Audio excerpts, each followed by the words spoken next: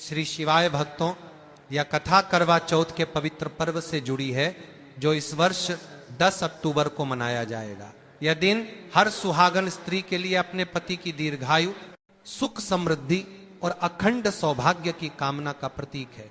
इसकी महिमा इतनी महान है कि स्वयं भगवान शिव और माता पार्वती ने भी इस व्रत की महत्ता को स्वीकार किया था। कहते हैं कि जब करवा नाम की एक पतिव्रता नारी ने इस व्रत का आरंभ किया, तब से ही इसे करवा चौथ कहा जाने लगा। कथा के अनुसार एक बार भगवान शिव ने माता पार्वती से पूछा, देवी ये कौन सी स्त्री है जो इतनी निष्ठा, प्रेम और श्रद्धा से व्रत कर रही है? तब माता पार्वती ने बताया, प्रभु ये मेरी सहेली करवा है। ये अपने पति के कल्याण और दीर्घायु की कामना के लिए व्रत कर रही है। इसका नाम युगों युगों तक याद रखा जाएगा। करवा का जन्म एक साधारण परिवार में हुआ था, परंतु उसके हृदय में अपने पति के प्रति अटूट श्रद्धा और भक्ति थी। वह अपने पति के साथ गंगा तट के पास एक छोटे से ग्राम में रहती थी। एक दिन उसके पति को हल्का रोग हो गया और शरीर में शिथिलता आने लगी। गर्मी के कारण उन्हें प्यास लगी और वे सरोवर की ओर पानी पीने चले गए। जैसे ही उन्होंने पानी में हाथ डाला, तभी एक मगरमच्छ ने उनका पैर पकड़ लिया। पति भय से चिल्लाने लगे, करवा करवा मुझे बचाओ। वह पुकार सुनते ही करवा दौड़ी चली आई। उसने देखा कि उसके पति को मगर ने जकड़ रखा है। उस क्षण करवा के हृदय में अपने पति के लिए भक्ति, साहस और प्रेम का सागर उमड़ पड़ा। उसने अपने सच्चे व्रतबल और पतिव्रता की शक्ति से उस मगर को शाप दिया, दुष्ट मेरे पति को छोड़ दे, नहीं तो तेरी राख भी इस धरा पर न बचेगी। कहा जाता है कि उस समय यमराज भी करवा के व्रत की शक्ति से कांप उठे थे। करवा की निष्ठा ने प्रकृति के नियमों को भी झुका दिया था। यमराज ने स्वयं आकर मगर को मृत्युलोक से विदा किया और उसके पति को जीवन दान दिया। तभी से यह व्रत नारी की अटूट भक्ति, सच्चे प्रेम और त्याग का प्रतीक बन गया।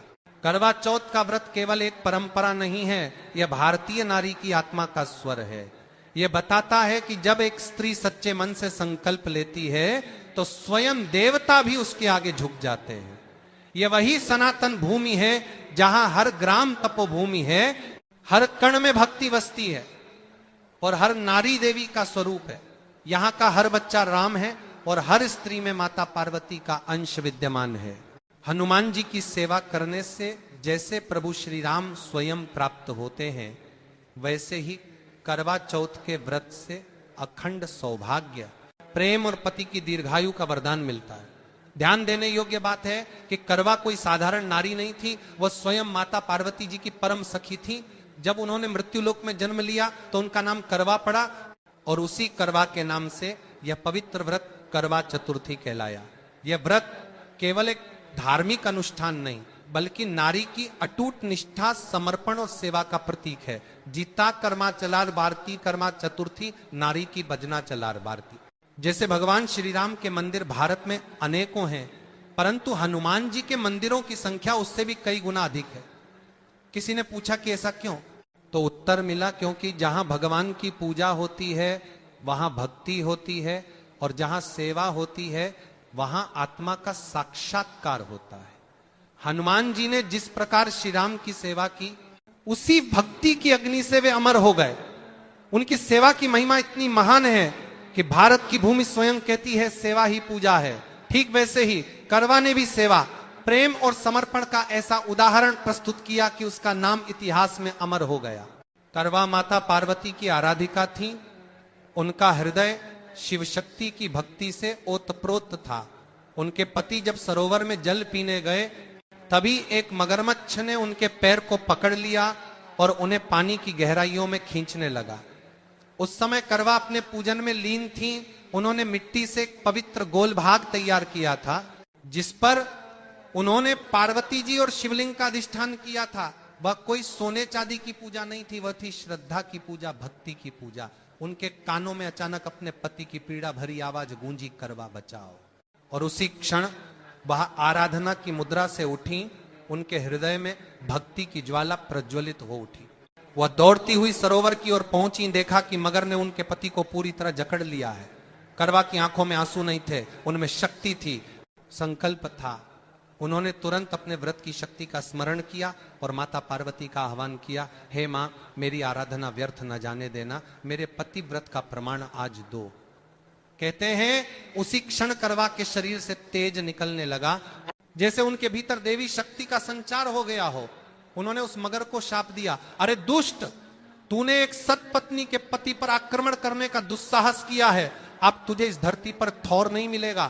कहते हैं करवा की भक्ति और शक्ति से वह मगर वहीं राख हो गया और उनके पति को पुनः जीवन प्राप्त हुआ। इस घटना ने संपूर्ण लोकों में संदेश दिया कि नारी का व्रत, उसकी निष्ठा और उसकी आराधना स्वयं देवताओं को भी झुका देती है।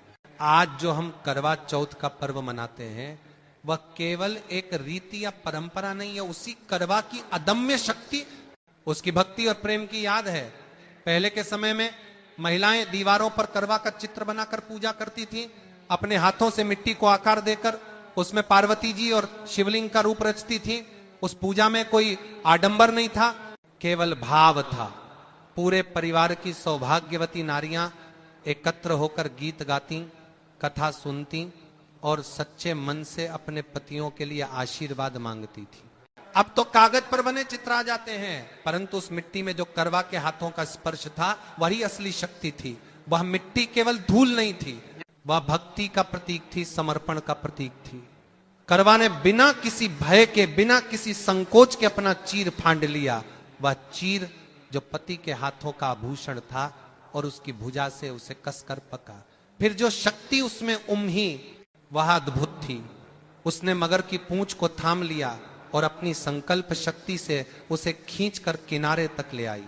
मगरमच्छ की बलवती कैंट भी करवा की अटूट भक्ति के सामने टिक न सकी, वह ज्यों त्यों खींचा गया। करवा ने देखा कि वृक्ष की ओर पहुंचते पहुंचते कदम थक रहे हैं और वह वृक्ष के नीचे नहीं पहुंच पाई। ठीक उसी जगह घाट के ऊपर घास का फैला हुआ था। उसी घास फून से उसने जैसे तैसे मगर को बांध दिया, पतली सी घास पर। करवा के हाथों में वह घास पत्थर बन गई, मगर हिल ना सका। उसी समय यम के दूत प्रकट हुए, मृत्यु का लेख हाथ में लिए खजे। उनकी आंखों में नियम की कठोरता स्पष्ट थी। उन्होंने कहा, यह पुरुष आज मृत्युलोक के लिए निर्धारित है, अब उसका समय पूरा हुआ है। करवा ने नम्रता में नहीं बल्कि दृढ़ निश्चय से पूछा, तुम कौन हो, क्यों ले जा रहे हो मेरे पति को? यमदूत बोले कि नियम बदलना हमारे वश में नहीं है। पर करवा ने कहा, यदि प्राण लेनी है तो पहले इस मगर को ले जाओ जिसने उसके पांव पकड़े। मेरा पति मेरे हाथ से जाएगा, तुम नहीं ले सकते। यमदूतों ने कहा कि लेख यही कहता है, पर वह उसे नहीं ले जा पाएंगे। करवा के शब्दों में जो ज्वाला थी वह नियमों को झकझोर दे। उसने जल उठाकर यमराज को श्राप देने की मुद्रा में खजा कर दिया। यमराज स्वयं अवतरित हुए, उनके सम्मुख करवा नतमस्तक हुई, पर शब्दों में नहीं भावना में बोली, मेरी आराधना, मेरा व्रत, मेरी सेवा यही मेरा अधिकार है। यमराज को करवा की शक्ति और उसके व्रत का पुण्य प्रकट होता दिखा। क्रोध और नियम के बीच उन्हें करवा की अनुग्रहपूर्ण व्यथा स्पष्ट हुई। अंततः यमराज भी करवा की भक्ति के आगे झुक पड़े। उन्होंने वर दिया कि आज चतुर्थी का दिन है और जिस स्त्री के नाम से यह व्रत शुद्ध निष्ठा से किया जाएगा उसके पति को मैं जीवन दान दूंगा, उसका सौभाग्य अखंड रहेगा। यमराज के इस वरदान से करवा का नाम अमर हो गया। यही करवा चौथ का मूल आधार बना। दुनिया चाहे जितनी भी तानातनी कर दे या इस पर उंगली उठाए, पर सनातन परंपरा ने करवा की भक्ति को मान्यता दी। इसलिए आज भी घाटों के किनारे उन जुई हुई घास, रस्सियों, बांधों और पंचतारों में उसकी स्मृति व्याप्त है। हर सलात, हर घास की एक एक कड़ी हमें उसकी वीरता और त्याग की कहानी सुनाती है। यह व्रत केवल एक रस्म नहीं है, ये एक जीवन दर्शन है। यह कहता है कि भक्त, समर्पण और सच्चा निश्चय परम धर्म से भी ऊपर उठकर देवों के न्याय को बदल देते हैं। और इसी कारण करवा की कथा आज भी हर गृहिणी के हृदय में एक प्रेरणा बनकर जीवित है। पर हमारे सनातन धर्म की यही तो महानता है। ये केवल पूजा पाठ का मार्ग नहीं दिखाता, बल्कि ये जीवन जीने की कला सिखाता है। ये धर्म आनंद, सुख और शांति देने वाला है। ये केवल आस्था नहीं, एक जीवन दर्शन है। इस भारत भूमि, इस पावन हिंदुस्तान की माटी ने संसार को सभ्यता, संस्कृति और मर्यादा का पाठ पढ़ाया है। यहाँ की संस्कृति बताती है कि नारी का स्थान केवल गृह के कोने तक सीमित नहीं है, बल्कि वह स्वयं सृष्टि की आधारशिला है। यही भूमि सिखाती है कि नारी कैसी होनी चाहिए, धैर्यवान, तपस्विनी, पतिव्रता और सबसे बढ़कर करुणा व शक्ति का संगम। यह कथा यही बताती है कि एक नारी में कितनी अपार शक्ति होती है, वह चाहे तो यमराज के नियम तक बदल सकती है। करवा ने यह सिद्ध किया कि प्रेम, व्रत और विश्वास का संगम जब भक्ति के रूप में प्रवाहित होता है तो मृत्यु तक को पराजित कर देता है। जब मगर ने उसके पति को अपने जबड़ों में जकड़ लिया था और उसके प्राण छूटने को थे, तब भी करवा ने हिम्मत नहीं हारी। वह मिट्टी के पात्र में जल भरकर दौड़ी, वही पात्र जो उसने पूजा में प्रयोग किया था।